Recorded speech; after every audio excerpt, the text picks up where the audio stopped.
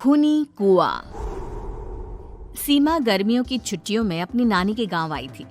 सीमा नानी के घर पहुंचने के बाद अपनी नानी के पैर छूती है और उनसे आशीर्वाद लेती है।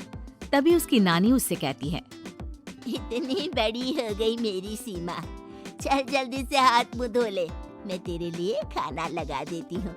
भूख लगी होगी ना? हाँ नानी, भूख तो लग रही है मुझे, आपके हाथ के बने हुए पीले दाल और चावल खाने की।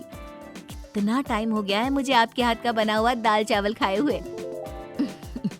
तू तो नौकरी में व्यस्त थी, तो तुझे कहाँ से टाइम मिलेगा अपनी नानी के लिए? और जब इतने टाइम बाद आई है तो ज्यादा टाइम के लिए रुक कर जाएगी तू।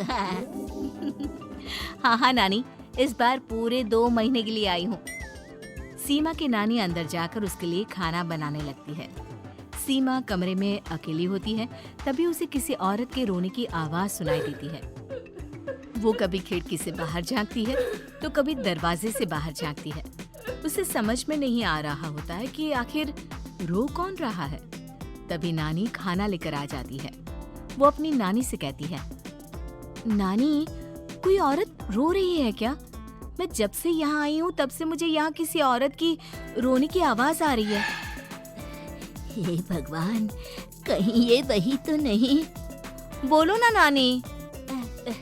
अरे कोई नहीं रो रहा, ये तेरे मन का वहम है। और तू ना अब खाना खा ले, ज्यादा यहाँ वहाँ की बातों में ध्यान मत दिया कर। जल्दी से खाना खा और फिर मेरे साथ आ जा मेरे कमरे में, दोनों बैठकर खूब सारी बातें करेंगे। ऐसे ही अगले दिन सीमा अपनी नानी के साथ गांव के बाजार जा रही होती है। उसी रास्ते में फिर से किसी औरत के रोने की आवाज आती है। वो अपनी नानी से कहती है, अरे नानी, क्या सच में तुम्हें अभी भी किसी औरत के रोने की आवाज नहीं सुनाई दे रही? मुझे किसी औरत की बहुत बुरी तरीके से रोने और चीखने की आवाजें आ रही है। मैं बहुत परेशान हूँ नानी, आखिर ये कौन है? मुझे लगता है कि सीमा को शहर भेज देना चाहिए, यहाँ रहना उसके लिए ठीक नहीं। नानी बोलो ना, आप चुप क्यों हो जाती हो? सीमा, तू घर चल, मुझे तुझसे बहुत जरूरी बात करनी है। नानी सीमा को घर ले आती है और सीमा से कहती है, सीमा, कल सुबह तू शहर वापस चली जाएगी। अरे अचानक? आखिर क्या बात है नानी, आप मुझे ऐसे जाने को क्यों कह रही हो? मैं बस जो कह रही हूँ उस पर ध्यान दे। तू कल सुबह यहाँ से चली जाएगी, और ये बात मैं कोई मजाक में नहीं बोल रही। तू कल जाएगी तो मतलब जाएगी। अरे नानी, चली जाऊंगी मैं, ठीक है, पर आखिर बात क्या है ये तो बता दो। मम्मी से कोई बात हुई है या फिर मुझसे कोई गलती हुई है जो तुम मुझे अचानक से जाने के लिए बोल रही हो?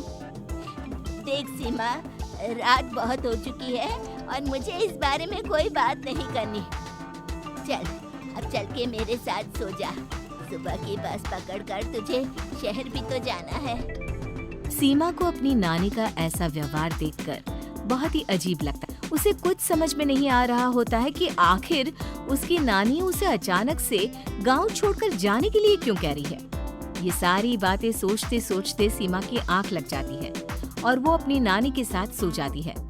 ऐसे ही आधी रात को सीमा को फिर से किसी औरत की रोने की आवाज सुनाई देती है। वो उस औरत की आवाज सुनकर बार बार करवटें बदल रही होती है और तभी उसे सपने में भी एक अजीब सी औरत की परछाई दिखाई देती है, जो इतना चीख चीख कर रो रही होती है कि सीमा डरकर उठ जाती है। वो पूरे पसीने पसीने हो रही होती है। वो अपने आसपास देखती है तो घर में बिल्कुल शांति का माहौल होता है। सीमा घबरा जाती है। वो अपनी नानी को जगाने की कोशिश करती है मगर उसकी नानी नहीं जगती। सीमा को फिर से उस औरत की रोने की आवाज सुनाई देती है। आखिरकार सीमा अपने आप को रोक नहीं पाती और वो घर का दरवाजा खोलकर बाहर निकलती है। आखिर ये माजरा क्या है? आज तो मैं पता करके रहूंगी। अब आवाज का पीछा करते हुए सीमा आधी रात को गांव की चौपाल के पास बने कुएं के पास पहुंच जाती है, जहां कुएं की चारों ओर बेड़ियां लगी होती हैं उन बेड़ियों में लगे हुए ताले के साथ एक लाल रंग का कपड़ा और माता रानी का कलावा बंधा होता है। उस कुएं में से सीमा को किसी के रोने की आवाज आती है। सीमा परेशान हो जाती है। इस कुएं में कौन है? कौन है यहाँ? सुनो, कौन है? कौन रो रहा है? वो चिल्ला चिल्ला कर पूछती है और साथ ही लोगों को जगाने की कोशिश करती है, मगर किसी को भी उसकी आवाज सुनाई नहीं देती। अब सीमा खुद उस कुएं के पास की बेड़ियों और तालों को खोलने की कोशिश करती है और किसी तरह कुछ देर की मशक्कत के बाद सीमा उसको खोल भी देती है। और जैसे ही वो कुआं खोलकर उसके अंदर झांकती है, सीमा उस कुएं में गिर जाती है। इतने में उसकी नानी की नींद भी खुल जाती है और सीमा को पास ना देखकर नानी परेशान हो जाती है।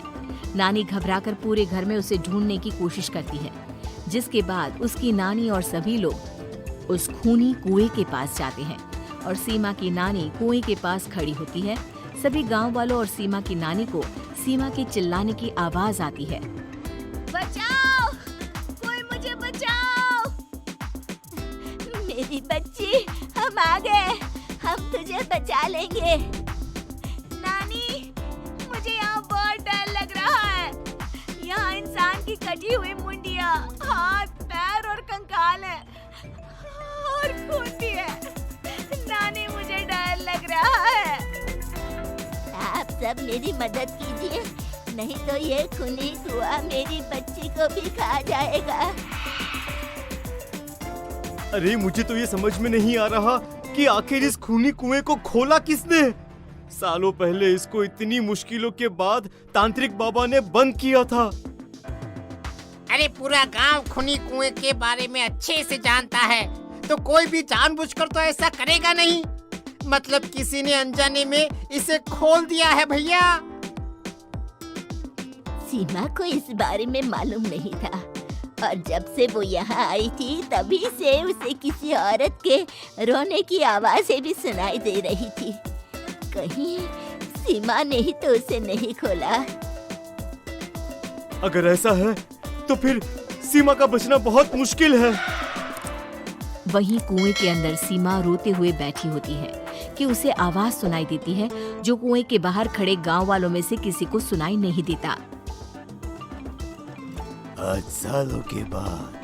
सालों के बाद मुझे ताजा खून मिलेगा।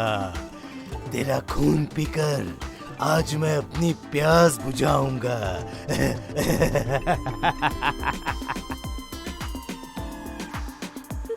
कौन है?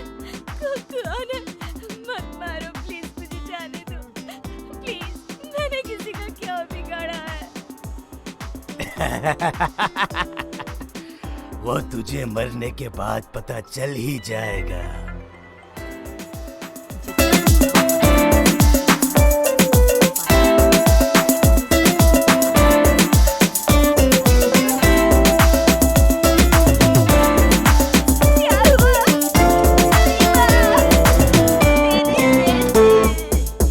माफ करना बहन, लेकिन अब सीमा वापस नहीं आएगी।